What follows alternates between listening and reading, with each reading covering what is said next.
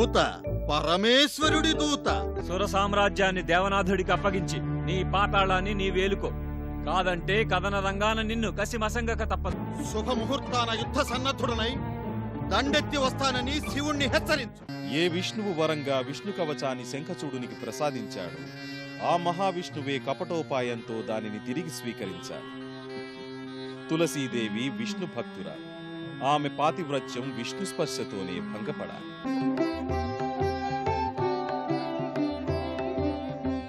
శంఖచూడ, వాగ్దానం తేలికేనయ్యా, దానిని పాటించడమే కష్టం. త్రిభువన పాలకులం, మాకేం కొదవ.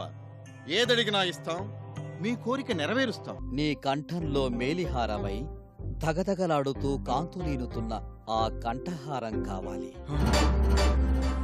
నీ దానగుణం ప్రశస్తం, ప్రశంసనీయం. లోకం వేణోళ్ల పొగుడుతుందిలే. వస్తా. ఆగు పురుషోత్తమా, ఆగు.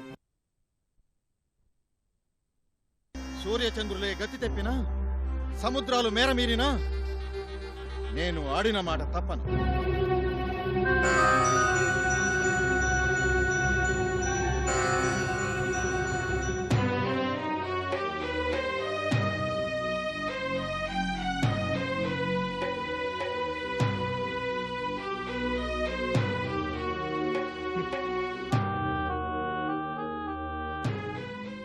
స్వీకరించండి స్వామి.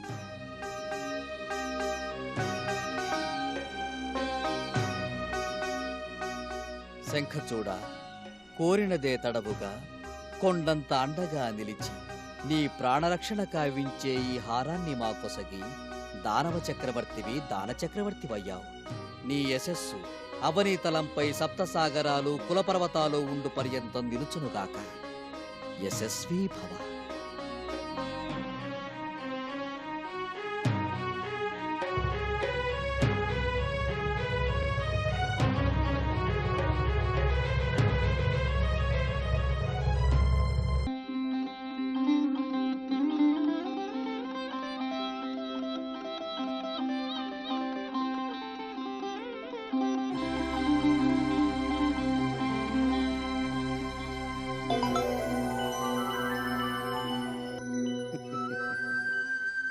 ధర్మరక్షణార్థం బహుకృత వేషధారణం.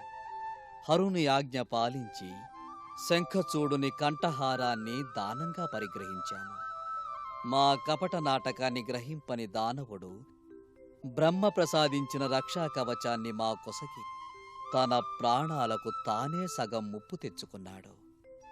ఇక ముక్కంటి మాట మన్నించి ద్వితీయ కార్యం అర్ధభాగమైన శంఖచూడిని అర్ధాంగి తులసీదేవి పాతివ్రత్య భంగానికి పూనుకోవాలి. తులసి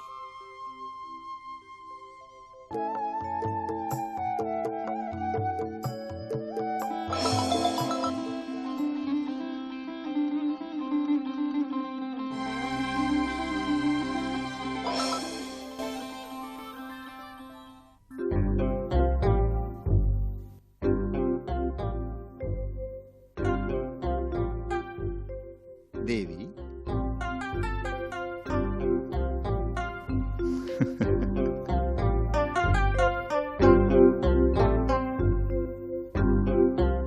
స్వామి. దేవి, అర్ధాంగి స్థానం పతి పాదాల చెంత కాదు, భర్త గుండెల మీద. అదృష్టవంతురాల్ని ప్రభు, అదృష్టవంతురాల్ని. తులసి, నీ పాతివ్రత్య ప్రభావం, ఈ కంఠకవచం నాకు విజయం చేకూర్చాయి. అఖిలలోక అభినందనలు అందించాయి. సంతోషం ప్రభు, పరమ సంతోషం. సమరరంగాన అలసి వచ్చిన మీరు సేద తీరండి. మీ సేవతో నేను తరిస్తాను, ఆనందిస్తాను. రండి.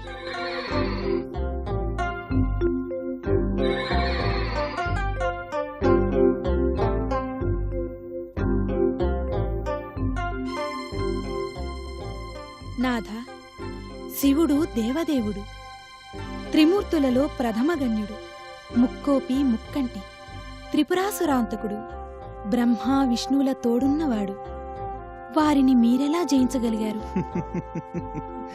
లేదు దేవి, లేదు. శంకరుని జయించడం ఎవరికీ సాధ్యం కాదు. స్వామి, మీ మాటలు నాకు బోధపడటం లేదు. సవిస్తరంగా వివరించండి. భక్తవత్సలుడైన భూతనాథుడు రణభూమికి వేంచేశాడు. మా ఇరువురి ఘోరరణం చూసిన బ్రహ్మ విష్ణువు లోకరక్షణకై లోకశాంతికై మాకు సంధి చేశారు. మైత్రీ బంధం నెలకొల్పారు. సురనాథుడికి స్వర్గరాజ్యం ఇప్పించారు. ఆ విధంగా సమరం సమాప్తం. శివుడు కైలాసానికి, మేము విలాసానికి వచ్చాం. సమబలుల మధ్య సమరం సఖ్యంతోనే సమాప్తం కావాలి. సమస్త ప్రపంచం శాంతిగా జీవిస్తుంది. ఈ ఆనంద సమయాన మమ్ము నీ సరస శృంగార రస సామ్రాజ్యాన ఓలలాడించి ఆనందింపచేయటం అర్థాంగిగా నీ కర్తవ్యం కాదా దేవి? ప్రభు, తమ కౌగిలి కంటే నాకు కావలసింది మరేమున్నది? కాని రజనీచరుడింకా రాలేదు. రాత్రి సమయం కాలేదు. సర్వం తెలిసిన ప్రభువులకు సరసానికిది సమయం కాదని తెలియంది కాదు. కామాతురానాం నా భయం నా లజ్జ నా సమయం అన్నారు. కాదనక కౌగిలి చేరి మమ్మ ఆనందింపచేయి.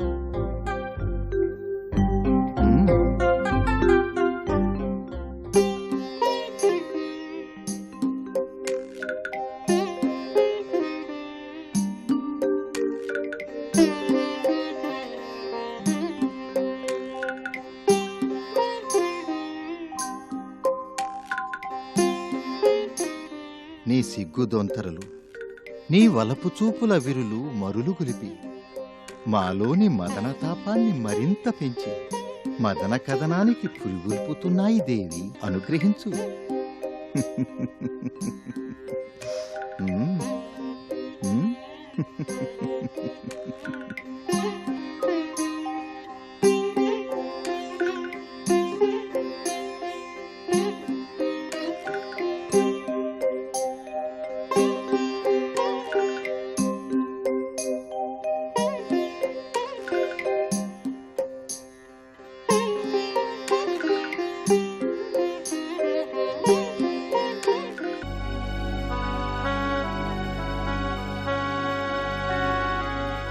శంఖచూడుని ధౌర్యం మిన్నంటింది. మిన్నంటిన అతని పాపం పండింది. పండిన అతని దోషాలకు తగిన శిక్ష విధించాలి. ఈ ముమ్మొనవాలుతో అతని తల తెగి నేల రాలాలి. అప్పుడే మాకు శాంతి, లోకాలకు ప్రశాంతి. హర హర మహాదేవ, హర హర మహాదేవ, హర హర మహాదేవ, హర హర మహాదేవ, హర హర మహాదేవ.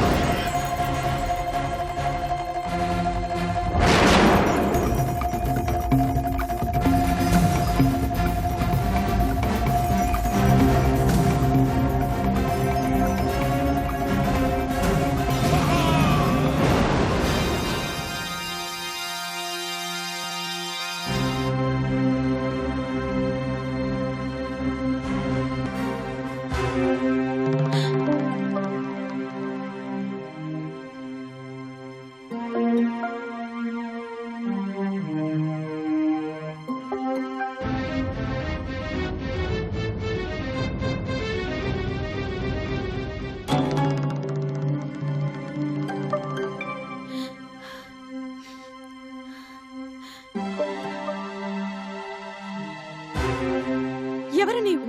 దేవి, తులసీదేవి, ప్రియే చారుశీలే. ఏమది? ఏమలా ప్రశ్నించావు? నేను నీ భర్తను. రా. కట్టిపెట్టు నీ కపట భాషను. నీవు నా భర్తవు కావు. నా పతి రూపంలో వచ్చిన మాయావివి. ఎవరు నీవు? గంధర్వుడివా, యక్షుడివా, రాక్షసుడివా? తులసీదేవి, ఏమిటి భ్రమ? మన మందిరంలో మాయారూపంలో యక్షరాక్షస గంధర్వులు రాగలరా? వృధా శంకలు మాను. సమయం వృధా చేయకు. రణరంగమున అలసి వచ్చిన నన్ను సేద తీర్చు. దుష్టుడా, నీవెవరో మహామాయావి. అందుకే నీ నిజస్వరూపం నాకు తెలియడం లేదు.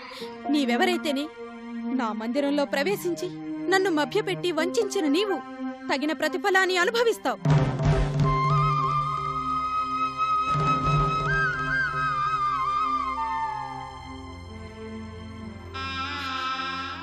స్వామి, ఇదేమి మాయ, ఇదేమి ఘోరం! స్థితి కారకుడవైన నీవే ఈ దుస్థితికి కారకుడివా? ప్రభు, ఇదేమి లీల! ఎవరి శ్రీచరణాలు నిత్యం సేవిస్తూ పరమ భక్తితో స్మరిస్తూ పతివ్రతగా పేరుగన్నాను ఆ స్వామివి నీవే నన్నిలా మోసగిస్తావా? పురుషోత్తమ, ఇదేమి ధర్మం? ధర్మాన్ని 4 పాదాలా నడిపించే స్వామివే నీవే అధర్మానికి ఒడిగట్టావా? శ్రీమన్నారాయణ, ఇదెక్కడి న్యాయం? కరుణాంతరంగుడువని, కరుణామయుడువని వేణోళ్లా పొగుడుతారే, నీలో కరుణ నశించిందా? నీవు దయాంతరంగుడివి కావు, కఠినుడివి, కఠినాత్ముడివి. నీవు కృపామూర్తివి కావు, నీ మనసు వెన్న వంటిదని కీర్తిస్తారు. కానీ నీవు కఠిన మనస్కుడివి. తులసి, మా కారణంగా నీ పాతివ్రత్యం భంగమైనందుకు నీవు పడుతున్న వేదన, ఆవేదన మేము గ్రహించాము. నీవు, నీ పతిదేవుడు మాకత్యంత ప్రీతిపాత్రులైన భక్త చూడామణులే. కాని ధర్మాధర్మాలను గుర్తించక, పాపపుణ్యాలను పరిగణించక మేమీ దేవకార్యానికి పోనలేదు. అహంకారులు, అహంభావులు, అధర్మవర్తనులు శిక్షననుభవించక తప్పదు. నీ భర్త విష్ణు పూజా దురంధరుడే అయిన అకారణ జ్ఞాతి వైరంతో అయినవారని అగ్రజులని భావించక అమరులను హింసించి అడవుల పాలు చేశాడు. బ్రహ్మ ప్రసాదించిన వరాలతో మా అనుగ్రహదత్తమైన రక్షా కవచంతో తన రాజ్యాన్ని తాను పాలించుకొనక పరుల రాజ్యాపహరణకు ఒడికట్టి అధర్మవర్తనుడై చెరించి తన పుణ్యఫలాన్ని తానే పోగొట్టుకున్నాడు. పరరాజ్యాపహరణ, పరదారాపహరణలు క్షమార్హాలు కావు. నిఖిలలోక శాసనకర్త, సకలానంద ప్రదాత అయిన మహాదేవుని మాటను కూడా తిరస్కరించి రణానికి సంసిద్ధుడై ఎందరో రాక్షస వీరుల మరణానికి కారకుడయ్యాడు. గోలోకాన నీ భర్తకు సంక్రమించిన శాపాన్ని అనుసరించి మహాకాలుని త్రిశూలానికి బలి అయ్యాడు. ఇది విధి లిఖితం. విధాత శాసనం కాదనగలవారెవరు? ధర్మాధర్మాలను పరిగణించువారెవరు? లక్ష్మీ వల్లభ, ధర్మరక్షణ పేరుతో దేవపక్షపాతివై నిన్ను, నీ రక్షణను నమ్మిన నా భర్తను నిర్దాక్షిణ్యంగా వంచావు. భక్త పాలకుడనే మాట నీటి మూట అయ్యిందే. పరరాజ్యాపహరణ, పరధారాపహరణాలను మించి పాపాలు వేరొకటి లేవని ధర్మపన్నాలు పలికిన నీవే పరభార్యను వంచించ సాహసించావు. నీవు చెప్పిన ధర్మాన్ని నీవే విస్మరించావు. ఇది తగిన పనా? తులసి, ఈ జన్మాన నీవు శంఖచూడుని భార్యవు. కాని గత జన్మాన గోలోకవాసివైన నీవు మాపై వ్యామోహం చెంది, వ్యాకుల చిత్తంతో వేదన చెంది మాకై తపించావు. నిరంతర మనోవేదనతో కుమిలావు. అది గ్రహించిన శ్రీలక్ష్మి నిన్ను భూలోకాన జన్మించమని శపించిన మా స్పర్శ కారణంగా నీ కోరిక ఈడెరగలదని శాపోపశమనాన్ని తెలిపింది. తత్కారణంగా ఈ విధాన ఆ శాపం, నీ చిరకాల వాంఛితం నెరవేరాయి. ఇది నీ మదిలోని కోరికే గాని ఇందు మేమొనరించిన కీడేమున్నది చెప్పు. పరంధామ, ఆ జన్మాన కన్యగా మీ పొందు నాశించిన ఈ జన్మాన పరుని భార్యగా మీపై భక్తిని తప్ప మరే విధమైన భావావేశాలకు నేను లోను కాలేదు. కాని అమరులను రక్షించుటకై, నా భర్తను శిక్షించుటకై గత జన్మ శాపాన్ని ఆధారంగా గ్రహించి పతివ్రతనైన నన్ను వంచారు.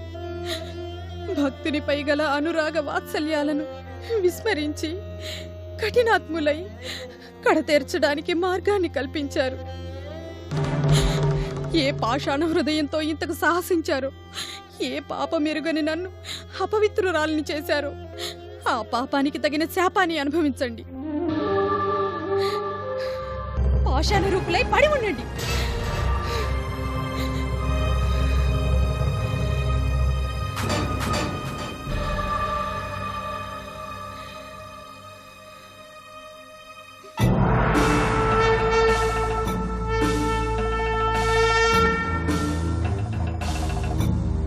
అమ్మా తులసి, పతివ్రతలకు తొందరపాటు కూడదు. శాంతం వహించు, శాంతం వహించు.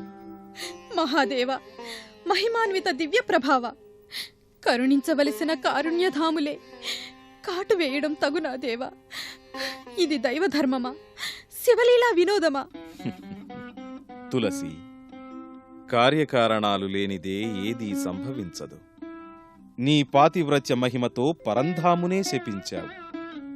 కలకంఠి కంట కన్నీరు ఎంతటి వారినైనా శిక్షిస్తుందన్న సత్యాన్ని యథార్థం చేస్తూ వైకుంఠుడు సాలగ్రామ రూపాన్ని ధరించి నీ శాపాన్ని అనుభవిస్తాడు. గండకీ నదీ తీరంలో శ్రీహరి శిలారూపంలో వెలుస్తాడు.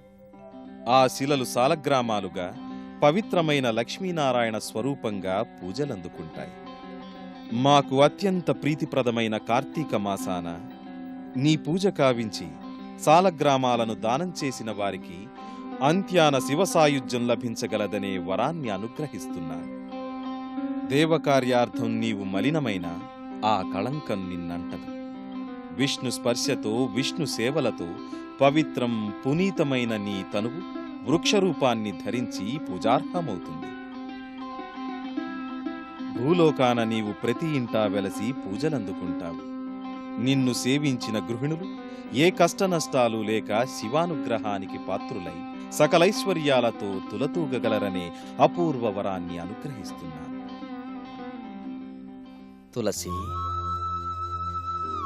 నీ అర్చన ఆరాధనల ఫలితంగా స్త్రీలు తరిస్తారు.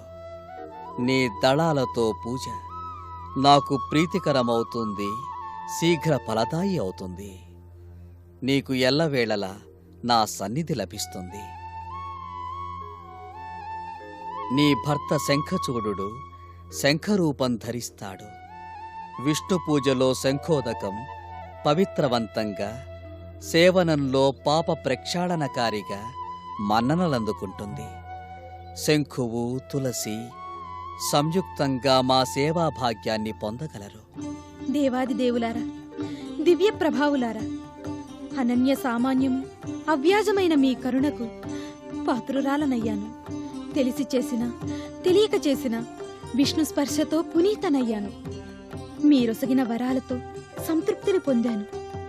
ధన్యురాలను దేవా, ధన్యురాలను. శుభం భూయాత్.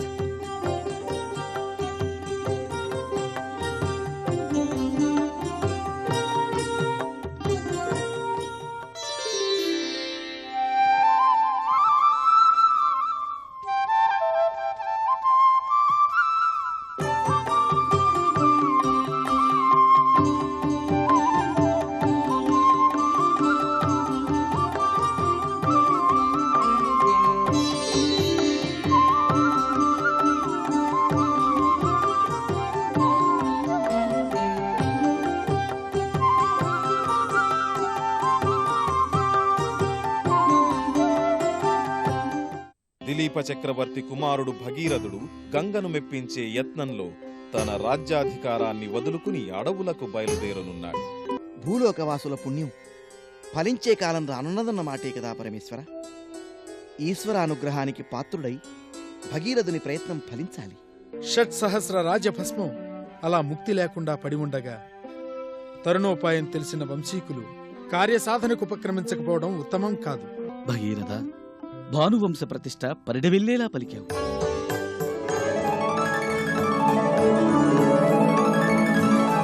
నీ దర్శనమే సుదర్శనమై నా పాపాలన్నీ పటాపంచలయ్యాయి. సూటిగా సుడులు తిరుగుతూ వాయువేగ మనోవేగాలను మించి దుమికే నన్ను భరించి నా దూకుడు ఆపి భూలోకానికి నీకు మేలు చేయగల సమర్థుడెవరు?